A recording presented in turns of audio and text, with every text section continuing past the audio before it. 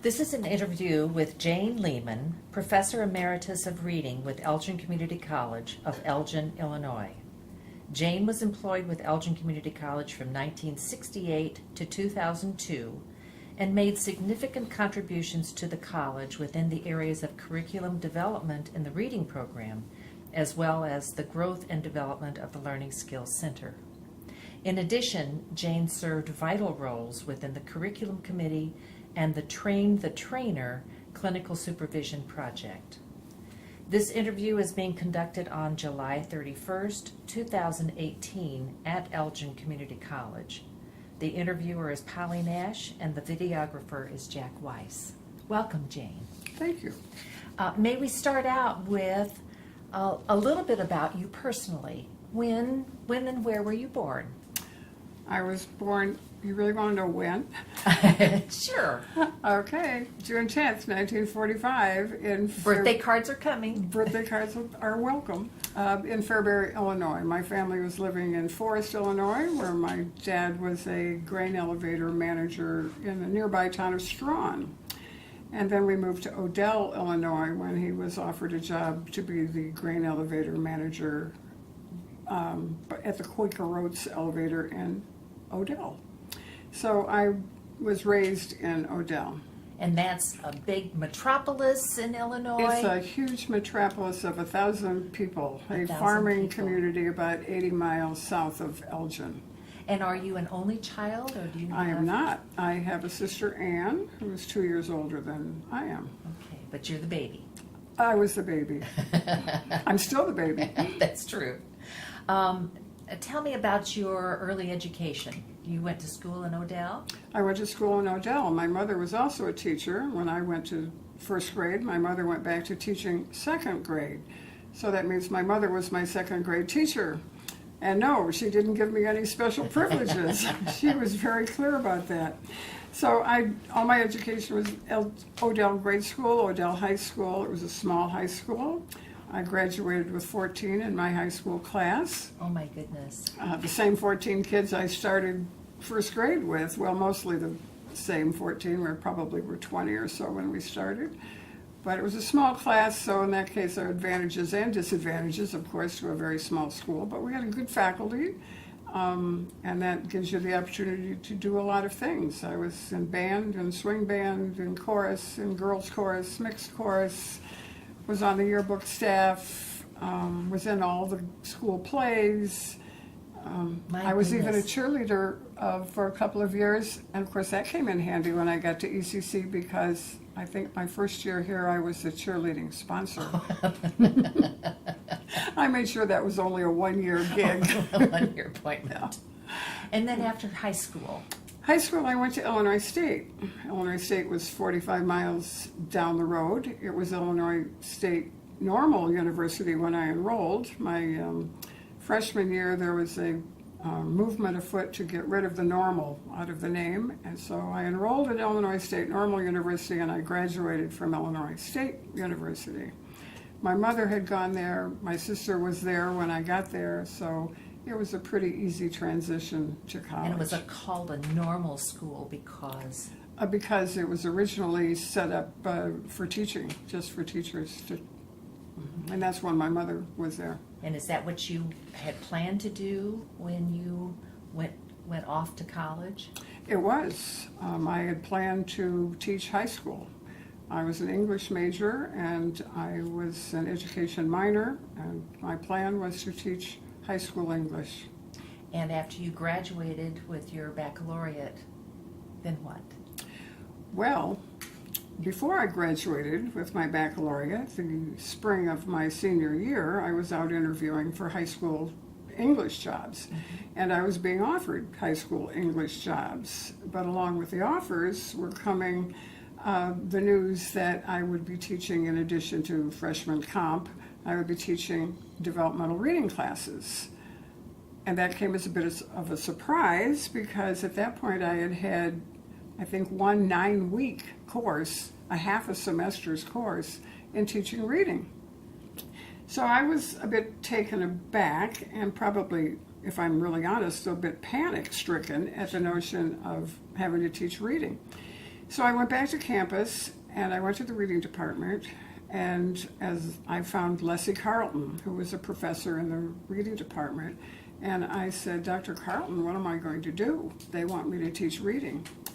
And Lessie Carlton was a very smart woman, and she said, well, I'll tell you what you're going to do. You're going to take my courses. You're going to go to summer school and take my reading courses, and by fall you'll know what you're doing. I said, okay. So I did. I signed up for summer school, and somewhere along the line, before I'd signed a contract for the fall, again, Dr. Carlton said, why don't you just stay on and get a master's in reading? I have a teaching assistantship for you. That'll pay your tuition. That'll give you a small stipend. And by the next fall, you'll really know what you're doing. Now, I'm not quite sure she was right about that, but I did stay on and got a master's in reading.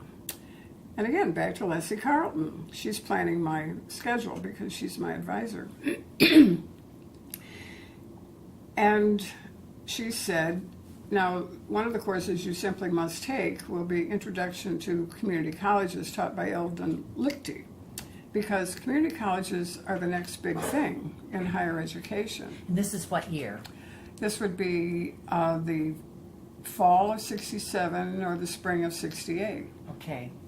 I don't know which semester I took that course, but dutifully I took whatever my advisor told me to take and took Introduction to Community Colleges with Eldon Lichte, who was one of the main people who were organizing the community college program in the state of Illinois. Mm-hmm. So we heard all about the history of getting the community colleges up and running in the state of Illinois. So the next time I started applying for jobs, now with a master's in reading, Lessie Carlton again said, well, why aren't you applying at community colleges? And Eldon Lichte can probably tell you where you should apply. He probably did. I don't remember that part, but I do remember that I applied at Moraine Valley, which was just beginning. They were still in mobile units. The day I interviewed there, it was raining, it was muddy, I was walking through mud puddles to get to the interview, and even though they offered me a job, I thought, I don't know whether this is where I want to be. And a second place I interviewed was the Chicago City Colleges. And again, they were ready to offer me a job and said, but remember, you'll need to be out of the parking lot by 4 o'clock every evening, and if you need to stay late, you'll want to get someone to walk with you to the parking lot. Oh dear. Right. I don't know if it was really that dangerous to be at that particular community college, but for a girl from the small town Probably didn't even lock your doors. where we Odell. barely locked the doors, I thought, I'm not sure that's a good fit. And then I interviewed at Elgin that was up and running and established, and I thought, I think this will be a better fit for me. So when I was offered a job here, I took that one. So you interviewed at 2 other community colleges and then also interviewed at Elgin Community College. Can you tell me about that? I can. And for present day listeners, it will be quite a different experience because it was an interview with Dean Shipman at his desk. I was then introduced to Mr. Renner, but I don't think who was the president. Who was the president. He didn't interview me, as I recall, other than perhaps a few questions. But mainly I talked with Dean Shipman. There was no sample lesson. There was no... It was just a conversation with him. Pardon? It was a conversation with Dean Shipman. There was no conversation with other faculty members as we do now. Right. So it was quite a different experience. And did he offer you the position at that time, or did it come a little bit later? Oh, that's a good question. I don't remember. I think perhaps it came a little later. I don't remember. That's I don't okay. remember. It was in, was it in Renner Hall where you interviewed? It was in Renner Hall. Renner Hall was the hub of the campus at that point, as some people will remember. We were spread all over Elgin. Renner Hall held the president's office, the switchboard, and a reception area for the president. It held Dean Shipman's office and Chuck Medeiros, who was in charge of the night program, we called it at the time. And in the back of that floor was the business office, that where Erica Varick was the registrar and Josephine Holmuth and Vi Holtz were working in the business office. Upstairs on the second floor was the counseling center and the English faculty offices and foreign language faculty offices. And there must have been a third floor because there were classrooms in that same building for, I think, English and foreign languages.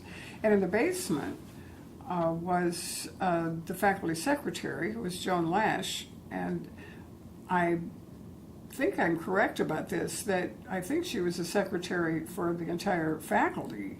Certainly she was the secretary for a large portion of the faculty, which meant she was typing our tests and running them off on mimeograph machines and so forth. And that was where the mail boxes were. So no matter where you were on campus, I think, although this may not be true for some of the vocational programs that were down on South Grove Street, you had to come to Renner Hall to pick up your mail. So you were hired to teach reading? I was. And was there a reading instructor before you came? There was not. And so you were the very first one? I was the very first one. And was there a curriculum in place? There was not. And? So I created... This was in 1968? This was in the fall of 1968. So I introduced two classes.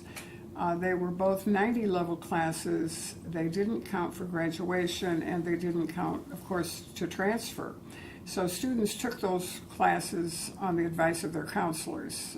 There really wasn't an extensive testing program at that point either. So counselors would look at students' high school transcripts or talk to them, and depending on how that conversation went, they'd say, well, maybe you need to take this reading class before or while you're enrolling in other credit classes. Did you teach your classes there in Renner Hall, or did you teach them in another building? I was in a separate building. I was in the basement of the Masonic Temple, along with the library. The library was there, the snack bar was there, the bookstore was there, and my office was there. So I had a classroom and an office in the basement of Masonic Temple, which meant that my work day, I saw Martha Bowling and Ethel Apple, who were the librarians at the time, and Ketta Chamberlain, who was running the bookstore at the time. But unless I walked to Renner Hall to get my mail, I wouldn't see any other faculty members or staff members or administrators. So, of course, you might imagine I went to pick up my mail every day. No email at that point. Do you remember who else was on the faculty when you were hired? I do, because I wasn't in any department. They didn't quite know where to put me. Did I belong So in you were not in the English department? I was not in the English department. I was never in the English department. I was never part of the counseling department. I was always out there by myself. But the English department were very helpful, and many of them served as mentors. Irma Davis and Dorothy Cummings and Imogene Smith. Ray Eberhardt was there at the time. Ted Fuse was there at the time. Probably some others whose names I might have forgotten. But particularly those women were very welcoming and served as mentors and were very helpful to me. I would presume that particularly the English department was very happy to have somebody to support the developmental reading of their students. Well, I hope so. There was a sense in which we were all doing the same thing. They were working, of course, helping students learn to read literature and how to write essays. I was trying to help students learn to read their textbooks. I always focused more on textbook reading rather than literature because I knew the English department was doing that. But there was a sense in which, yes, we're all kind of doing the same thing. Right. So you were hired sometime in the spring, summer of 1968, and by the fall, you had two courses, textbooks, a way to identify what students went in those 2 courses, all within that span of time.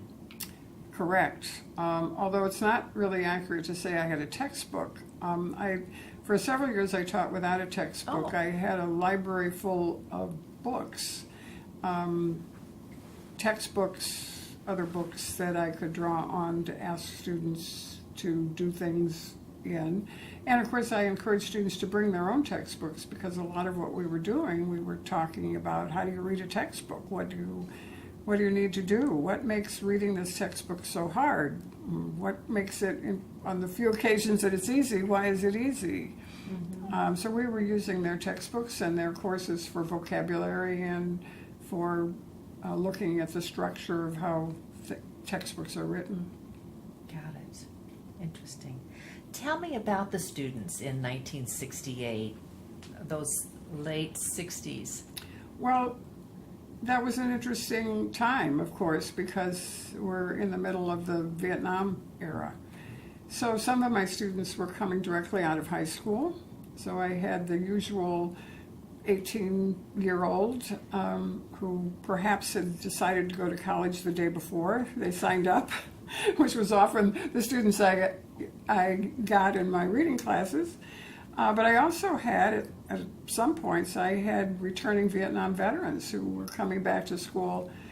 They may also not have planned on going to college, but now they had a GI benefit that would help that process. And so I had those students too, who of course were a little more mature, had experienced quite different things from the 18-year-olds who were there. So it was a mixed bag. I also always taught a night class, and in the night class would be what we would refer to as adults. These were not the typical 18 to 22-year-old college age. They were not necessarily these young men who were coming back from Vietnam, but they were adults who, for whatever reason, decided it was time to spiff up their reading skills a little bit too.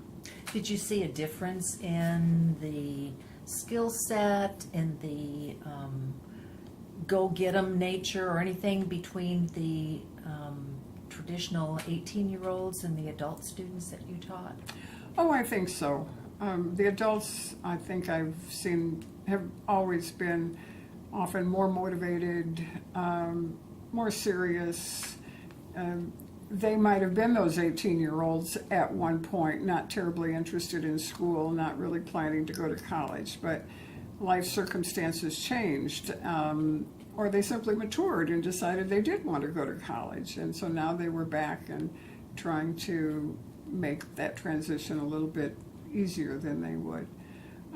I remember one thing about some of my students, though, that surprised me, and that was that some of my students were people who had lived in Elgin all their lives but had never been to Chicago. Oh my goodness. I thought that was surprising. I mean, I grew up in a small community 80 miles from here, and my parents had always made it a point to see that we got to Chicago to go to the museums or to a ball game or shop or whatever. And so I found that surprising. I suspect that's not the case anymore, but this was 1968, so some of them had not been there. Reflecting on your teaching, we know that you used textbooks, either that the students were taking of the course, textbooks for their courses, or other textbooks. What was teaching like at that time? In terms of interactions with students? Well, one of the things, of course, that I was well aware of was I'm the same age as my students, basically.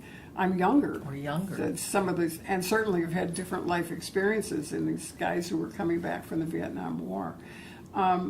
That I was always aware of that. So I probably was a little more formal in my classroom interactions, certainly than I was as I got older and more experienced. But at the very beginning, I was well aware of the fact that these people were my age. I wasn't that long out of college myself. I understand that even at that time in the whole teaching learning environment, that classroom visitation by administrators was different than what we experienced later on? Oh, yes. I probably remember well the day that Mr. Renner dropped into my classroom. Dropped in is the operative word. Dropped right? in is the operative word. I'm in the middle of a lesson. I don't remember now what I was explaining to my students, but something, and all of a sudden I looked up and Mr. Renner was standing in the back of the room, and he stood there for a while and took everything in, and then he went on. So yes, it was a lot more informal than what we experienced later. Yeah. So you were there 68, and then about 71, there was the move to the Spartan campus? That's right. That's right. As I told you, I didn't see any other faculty members in a normal day unless they happened to be picking up their mail in Renner Hall at the same time I was picking up my mail. So it was really fun to get to the new campus. And as you might also imagine, with everyone being spread all over Elgin, communication was a bit of a problem sometimes. We were leaving messages for people in their mailboxes, and of course if you didn't come and pick up your mail at Renner Hall, you didn't get the message. There was no email then, of course. The nurses were in a building on Chapel Street. The social science people were in a building over next to the First Methodist Church. The vocational technical people were in a building down on South Grove Street. We really were all over Elgin. All over. And so we didn't see each other very often. So the mantra was, when we get to the new campus, everything will be all right. Communication will be much better when we get to the new campus. I'm not sure that ever was as fully realized as everyone had hoped or had predicted, but that was the prediction. So we moved to the new campus, and for the first time I had an office partner. I partnered with Paul Falcone, who was part of the art department. And that gave me an opportunity, obviously, to have a bit of an entree into other departments and get to know other faculty a little better. Collegiality. Collegiality, yes, indeed. My office was on what we used to call the second floor, and then without moving the floor, it suddenly became the third floor. And I don't know what they call it now. Well, now it's all been remodeled and changed, but the English faculty were there, the social studies faculty were there, Paul and I were there. So it was an opportunity to see people on a daily basis now, instead of just on the kind of happenstance of running into them at Renner Hall. So yeah, that was good. That was a good time. I think the other thing that contributed to collegiality was, at one point, no classes were scheduled for the noon hour, and that allowed people to participate in committee meetings without having to rearrange schedules too much, and it allowed people to be sponsors of student clubs and activities. And it also allowed everyone to be available for lunch at the same time. So we would gather in the cafeteria around round tables, and it was enjoyable. It was fun. You would have lunch with people that you wouldn't ordinarily see in the course of the day. And was there a separate area for faculty and staff to have lunch, or was it all in one? Well, there was a faculty lounge that no one ever used. Oh. It was the most unused room in the entire building.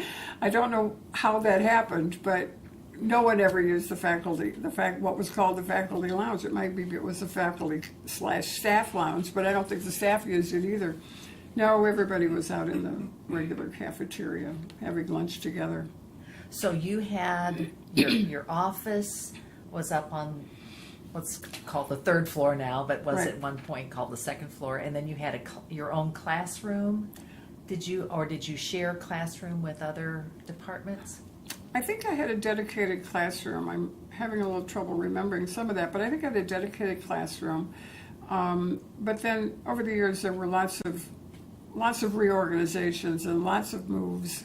And as we added buildings and departments moved to their own building, for example, classrooms got moved around. At one point, the move happened, and I think someone simply forgot about me because my office ended up in my classroom, which was a little cozy, but that's what happens. We Yeah. deal with it. Well, when you're not in a department, you don't have a department chair or to go to bat for you. So somebody, I think, forgot. Oh, wait, we don't have a room for the reading program or an office. Now, when you came to the new campus, did you still have the two courses, or had your program grown at all?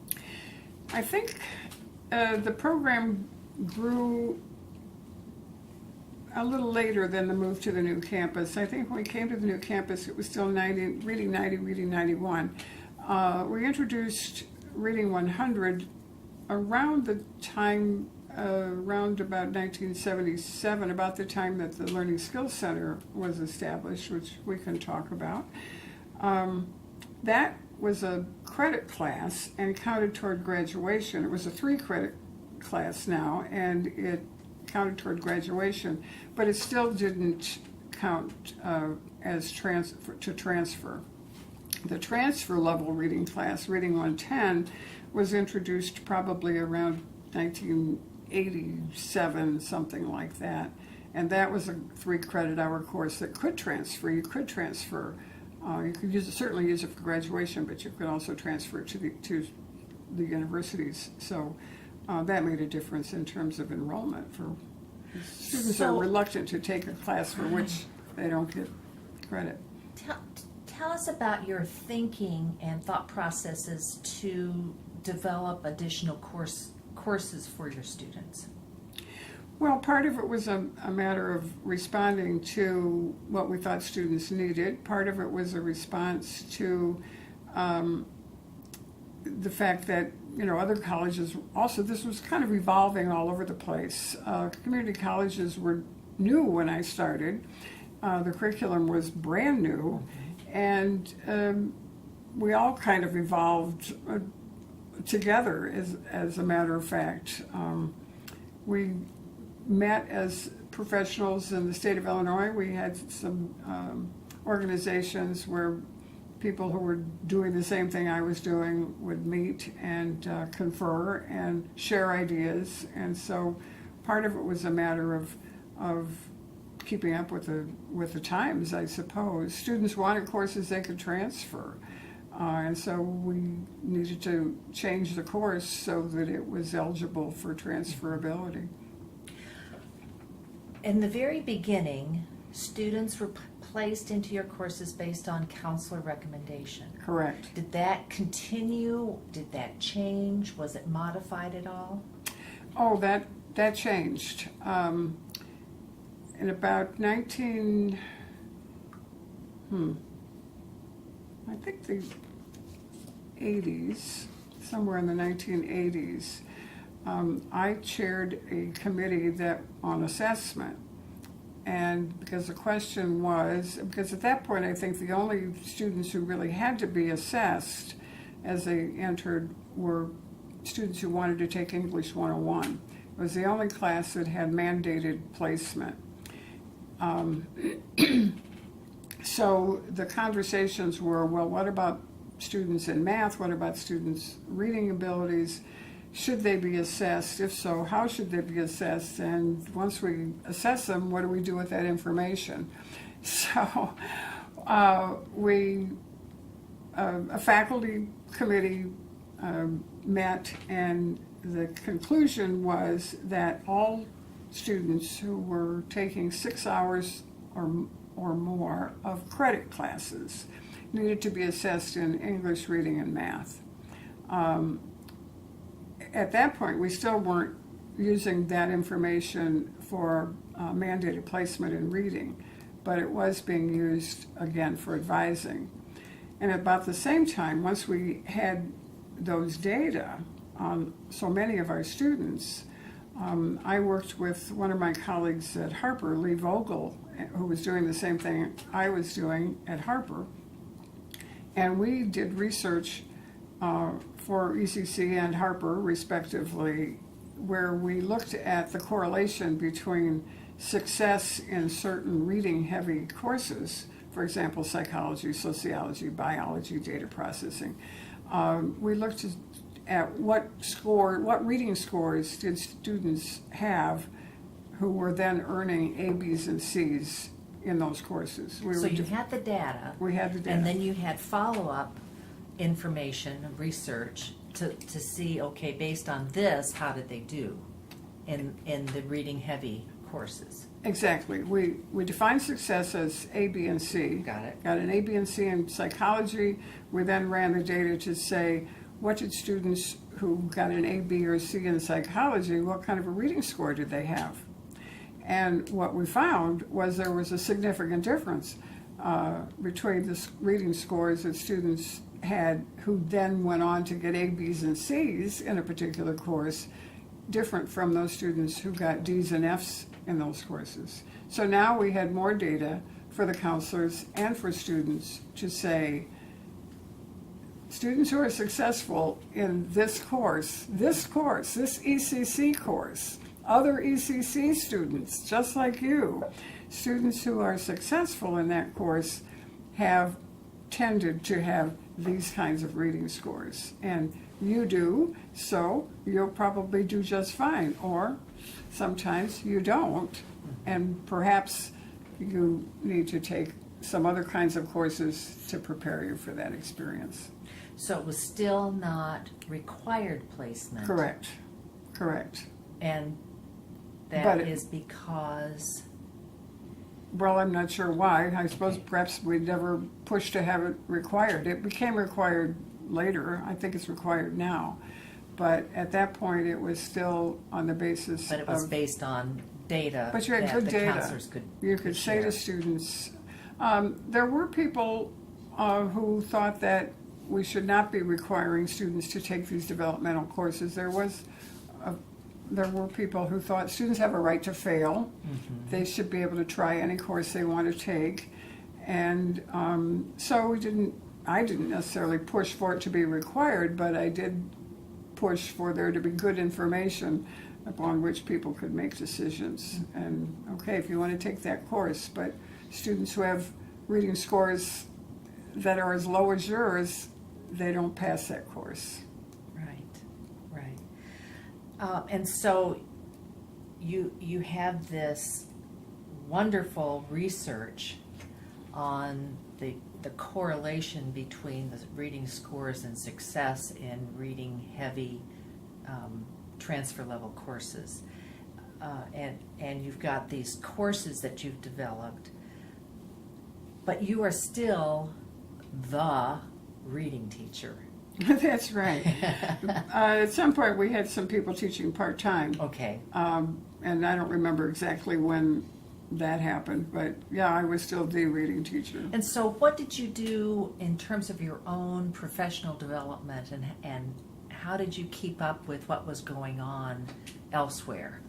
Well, you read the literature, number one. You join professional organizations, number two. And you find good colleagues around with whom you can share ideas and get ideas. And I was lucky in that in the state of Illinois there was an organization called Cadre, which I'm not sure I remember at the moment what that stood for. But there were some professional organizations of people doing exactly what I was doing that I became active in.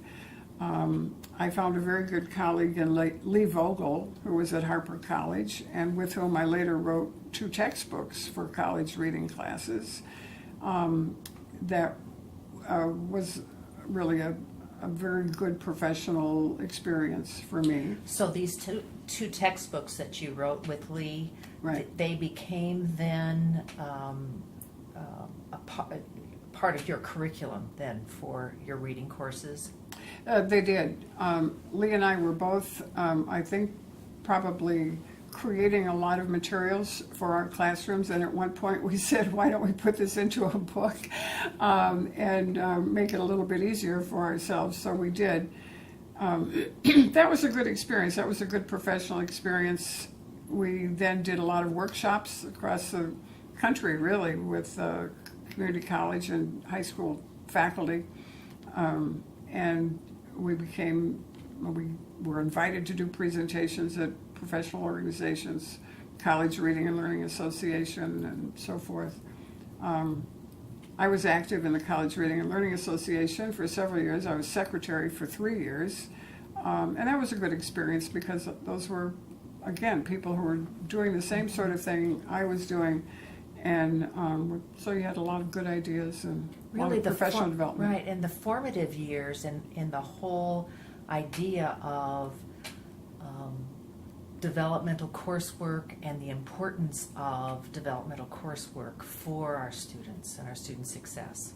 Right, and everybody's asking some of the same questions, who needs this kind of work? How do we know that they need this kind of work? How effective is this kind of work? What should we be doing in the classes? What should our curriculum look like? Mm-hmm. We're all asking some of the same questions, and so it was good to have these professional groups and these professional colleagues to bounce those ideas off. And during this time, you were developing yourself professionally. Oh, absolutely, absolutely. So, these things begin to show up, you hope, in your own classes. So the curriculum evolves. The course title may stay the same, but, your curriculum evolves to reflect some of the things that you hope you're learning along the way. And during this time, you start working on your PhD.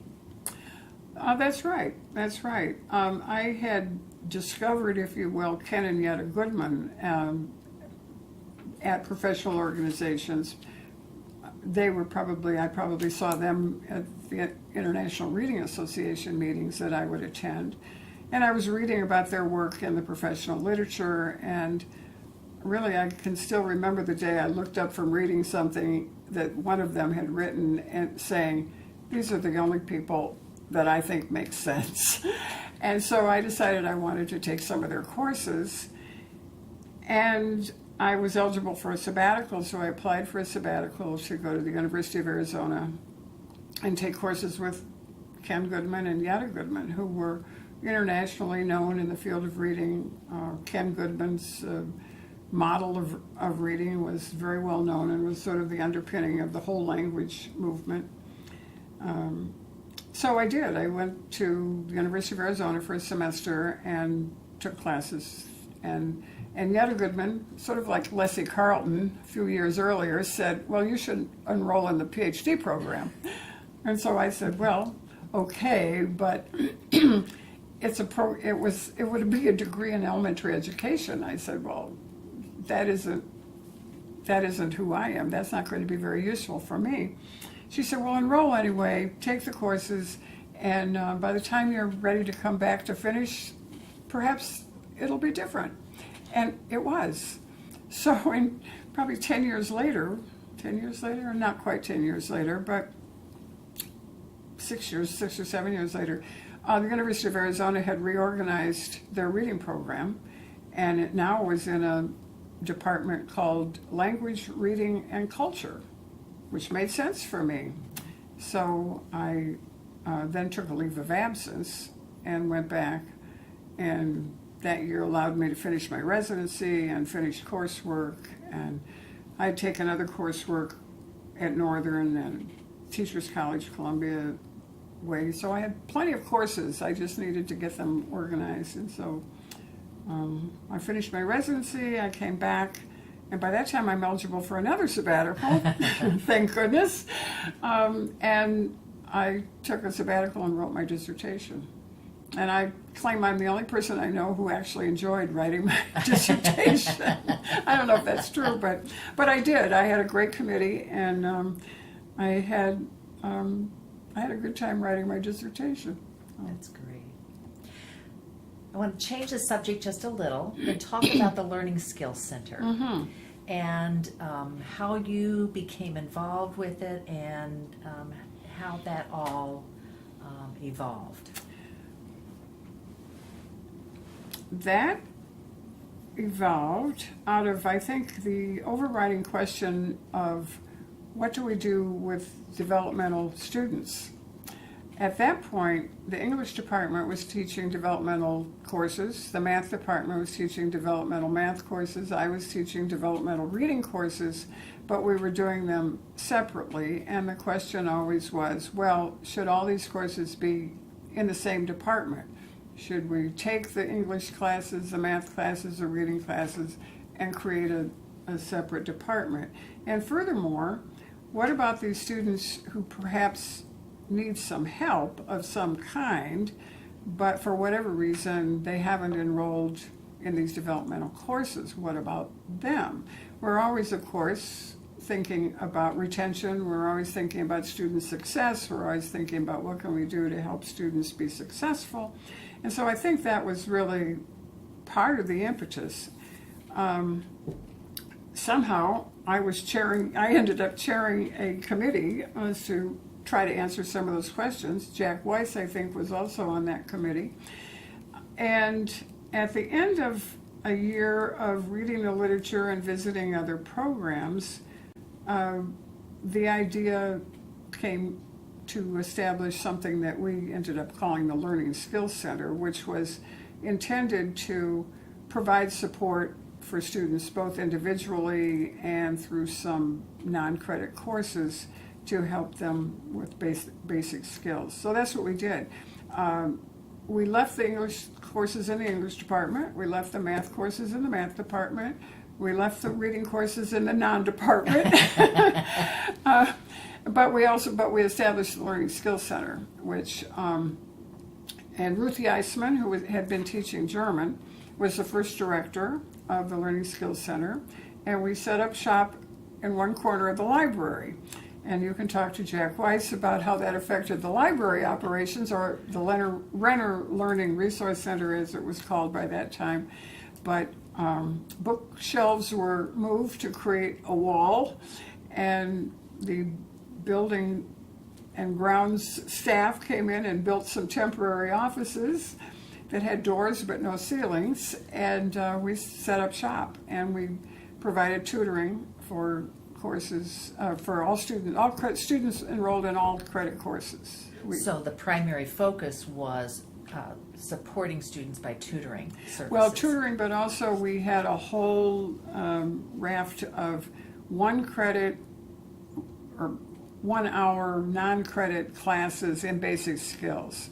So Okay. students who came in with skills that weren't quite up to the level that would get them into Reading 90 or English 97 could come to the Learning Skills Center, work one-on-one with a tutor, and try to get their skills built up to the point where they could then place into those other classes. But yes, we did a lot of tutoring. The tutors were both student tutors and professional tutors. The students had to have taken the course already and had to come in with a recommendation and approval from the faculty member who taught the class. So we could have confidence that the students knew what they were doing. And the professional tutors had a bachelor's degree in the subject that they were tutoring. And in English, we didn't use anything but professional tutors. Those tutors all had bachelor's degrees in English. And because we knew that the faculty had to have confidence that our tutors knew what they were doing, and so that helped. And so the faculty were supportive, and we created a lot of tutoring hours in there. And one-on-one, it wasn't all tutoring, there were one-on-one instruction, but it was... And there came a time where you became the director of the Learning Skills Center. That's right. 1980, Ruth had decided that she wanted to go back to the classroom. Okay. She'd been teaching German, and she wanted to go back to teach German. And so she did, and then I was asked if I would take over as the director. And so I did that as a faculty member with release time for the administrative duties for about 10 years. And then I think it was when I came back from University of Arizona. I had been gone for a year, and we had hired Annabelle Rhodes, who came in to take that position while I was gone. And while I was gone, the decision was made to turn that into a full-time administrative position, which frankly, I was then ready to go back to the classroom. So I went back to the classroom. Annabelle took over as a director. Okay. And the reading classes were still under that organizational scheme. So I was still connected to the Learning Skills Center in that sense. So, before you went on sabbatical, the last one, had the Learning Skills Center gotten into more testing and assessment, or did that come later? Oh no, that would. Oh, before I when did that? No, we were doing testing upstairs in the library. So it just grew. It just grew. We moved downstairs to new quarters in about 1983-84, and the business department vacated the space that was in B Wing, what we used to call B Wing, and B Wing was the administrative wing, and the business department had the ground floor, and they moved to different quarters, and the Learning Skills Center moved in there. And finally, we had a dedicated room, really, for testing. Before, the testing was probably not in a secure situation as we would have liked it to have been. But then we moved to downstairs in B Wing, and we had a separate room, which was small and not as well ventilated as we'd like, but at least it was more secure. Right. Rather than a makeshift Correct. spot out of the Learning Resources Center. Correct. And the tutors had their own office, and so it was a nice upgrade. We were happy there. In addition to your work with the Learning Skills Center, you were also involved in other kinds of endeavors at the college. Can you talk about your work with the Curriculum Committee? The Curriculum Committee. Yes, I think I was on the Curriculum Committee for many, many years. I don't even remember how many years, but a lot of years I was on the Curriculum Committee. And they were the formative years because, remember, community colleges were new. So we were starting new programs, and each program had to have a curriculum. And each curriculum had to have so many hours of general education. And so there were real debates about what those required courses should be. What communications course, for example, should a student be required to take? Should it be English 101? Should it be business communications? What math course should students be required to take? Should it be from the math department? It should be, I think there was a business math course. These were debated very energetically, shall we say. And then if there's a humanities course option, obviously, as there was, and for general ed, what should that be? And should we be requiring, say, an art course or a music course? And if so, which one? And or do we leave that open and just say these are the courses you can choose from, which is, I think, was usually the option we took. But my point is, we were talking about and looking at and deciding the curriculum for these new courses. They were pretty exciting times. So that was a lot of... Very energizing, isn't it? It was. And of course, from my standpoint, it gave me an opportunity to interact with other faculty members. Again, the person without a department. So this gave me an opportunity to know what... Or the person with her own department. Yes, I suppose we can look at it that way. Yeah, it gave me an opportunity to interact with people from other departments and learn more about what's going on in other parts of the college. And I would think that your role would have been critical because the ability to read that textbook, whether it's an automotive course or a data processing course or a humanities course, is critical to that student's success. So your input into those discussions and deliberations was important. Well, we hope so. I think you'd have to talk to some other faculty members to see how important they thought my role was. But I was glad to be there. I was glad to be a part of those discussions. I believe it was in the early 80s when the college received a major grant And part of that grant, or the focus of that grant, was faculty development, and then a clinical supervision project came out of that. Can you talk about your role in that? Well, the college, of course, at that point was moving more and more toward hiring part-time faculty instead of full-time faculty. It was, I guess, a cost-saving measure, not one that a lot of us agreed with, but nevertheless. And not only was ECC doing it, that was happening across the country, that faculties were becoming more and more part-time. And then the question came, well, who supervises, evaluates, pays attention to all of those part-time faculty? It's a lot to ask of one department chairman or one dean.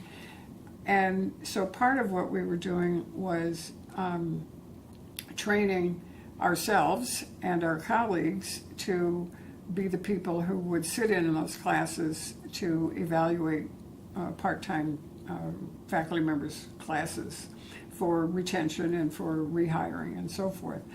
So there were 5 of us, I believe. It was Ed Herring and John Neer and Paul Higley and Diane Cogan and myself. And we designed and delivered some workshops on the design and delivery of curriculum, and did day-long workshops off campus, usually at Camp Twendowee, the Y camp just outside of Elgin. And we would spend the day talking about curriculum, talking about designing curriculum, talking about and practicing role modeling, what to look for when you're watching and evaluating someone's lesson. And So these workshops were for other full-time faculty? That's correct. And supervisors of any kind of supervisor of instruction? Correct. Okay. Yes, it was full-time faculty who were participating, who were then going to be asked to sit in the classrooms of the part-time faculty in order to do evaluations that by that time were required. It was no longer the informal drop-in at the back of the classroom. It was a required evaluation. And so we were, full-time faculty were learning how to look at other people's classroom activities. And so what were some of the things that you felt most important as part of those workshops that other full-time faculty members would receive, would learn? Well, there were several things, I think. One was just learning what to look for, how to encourage people to be clear about what their objectives were for that day's lesson, how to look at how they're delivering that. Not everyone was lecturing, not everybody was leading discussions, so what is it that they're doing to try to meet those objectives that we hope they've made clear? And part of it, of course, was in reminding us and encouraging all of us to make those objectives rather clear. And then, of course, after you'd been in someone's classroom, you needed to sit down with them and give them some feedback as to what you'd seen. And sometimes what you saw was marvelous, and sometimes what you saw could use a little tweaking, shall we say. So we did role modeling and we did practice of how do you sit down and have those kinds of conversations so that they're meaningful, so that they're effective, because really what we were trying to do is help people improve our instruction, all of us. We were all trying to become better teachers. So we had to be able to talk about what needed to be improved in such a way that it wasn't off-putting and offensive. And I would think that one of the side benefits is the cross-fertilization and learning from the trainer, from the supervisor, who is learning from the person that they're watching, that they're observing. Oh, I think we all we all learned from each other, certainly. I mean, and you'd sit in someone's class and walk away sometimes thinking, wow, now how can I use that good idea in my class? So yes, there was a lot of that. It was very collegial, back to the notion of collegiality. It was very collegial, it was very supportive. It was a very good use of that grant money, I thought. And I believe that program is continuing. Is it? Oh, that's Yes, good. I do understand. That's good.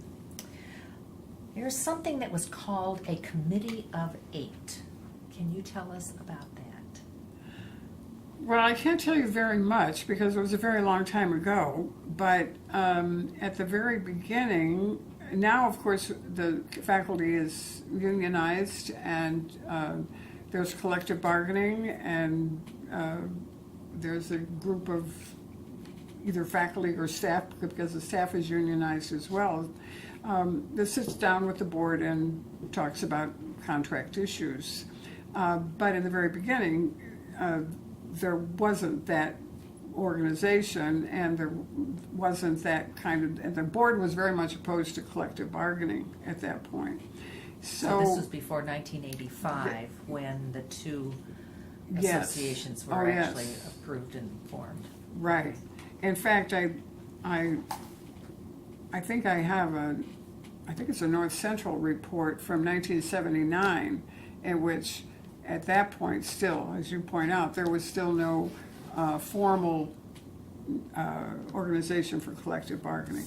So faculty, of course, organized informally somewhat and did sit down and talk with board or the board's representatives, those kind of sort of meet and confer kinds of meetings. But there was a group called the Group of 8, and as I recall, I was a member of that group. I don't remember too much about the meetings, to be honest, but it was one of the first attempts to represent the rest of the faculty in a kind of collective bargaining arena, if you will, without it really being collective bargaining.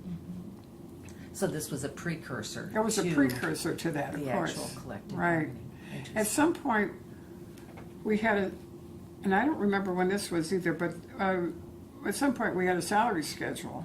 But then at some point the board decided we would go off of the salary schedule.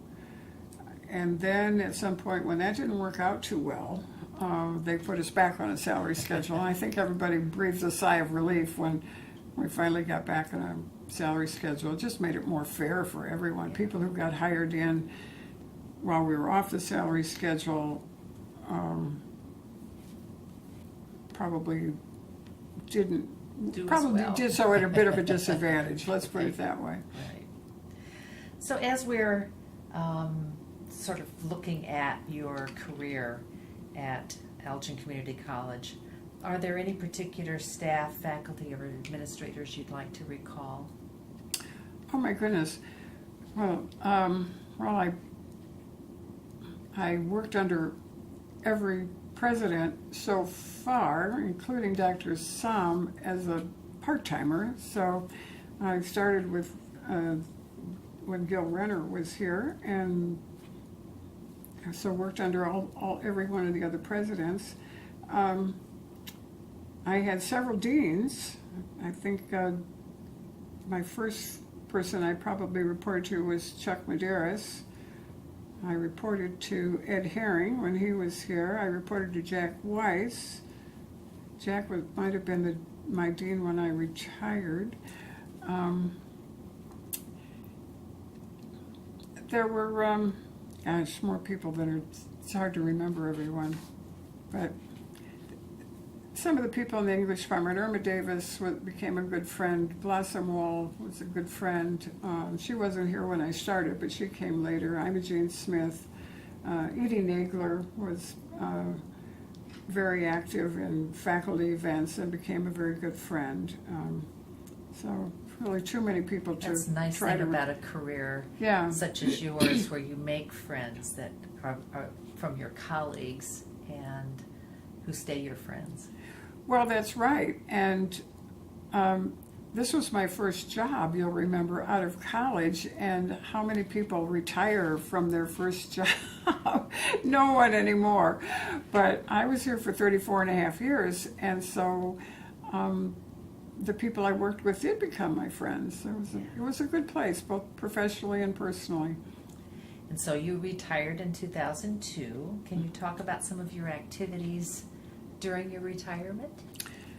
Well, I stayed on and taught part-time for 7 or 8 years after I retired. So I continued doing that for a while. I became more active in what really began as a retiree organization for the college retirees, but then evolved into anyone who was participating in the state annuity system. And so I did that. I was a member at large in what used to be called Eldon Community College Annuitants Association, and then we changed the name to Eldon Community College Pension Plan Participants, because that meant anybody who was involved in that system. And I was a member at large. I was a legislative chairperson. I was the president for 3 or 4 years. And during that time, I served on the State University Annuitants Association Executive Committee. I was elected to that and served there for 3 years. Then when I became less active with SUA, State University Annuitants Association, and ECCP3, I was invited to be on the board of the Center for Tax and Budget Accountability, which is a nonprofit think tank which works to find evidence-based solutions to public policy questions, one of which that they've worked very hard on is the pension situation in the state of Illinois. And so I've been very glad to be a part of that and support that organization. It's doing very good work. I don't know what else I've been doing. Reading books and talking to my friends, I guess. So as we wrap up, would you like to reflect on your career at ECC, your program, and ECC generally? Yes. I've been grateful for 34 and a half years, well, now more years than that of the advice that Lessie Carlton gave me all those years ago. Take Eldon Lichte's course and then go apply it at community college. It was a good place for me to be, both personally and professionally. And as a result, I've become a staunch supporter of community colleges. I think it's the best thing that's happened in higher education. It's democratized higher education. It's given an opportunity for people who, for whatever reason, weren't either prepared financially or in some cases weren't prepared academically, or sometimes just had their personal situation didn't allow them to go to college when they were 18 or to go to college away from home. This has made higher education available to many more people. I think it's one of the best things that's happened in the state of Illinois and, frankly, in the entire country. So I'm glad to have been here. And we're glad that you were here too. Thank you. I'd like to just close by reading a section from the Resolution of Appreciation for you when you retired. Whereas Dr. Lehman believed it was her responsibility to help students understand the learning process and to provide them practical strategies so that they could learn how to learn and to take active responsibilities for their own intellectual growth, it was proper to recognize you at the time of your retirement. Thank you so much, Jane. We appreciate your time with us. Oh, you're very welcome. I've enjoyed it. Thank you for asking me.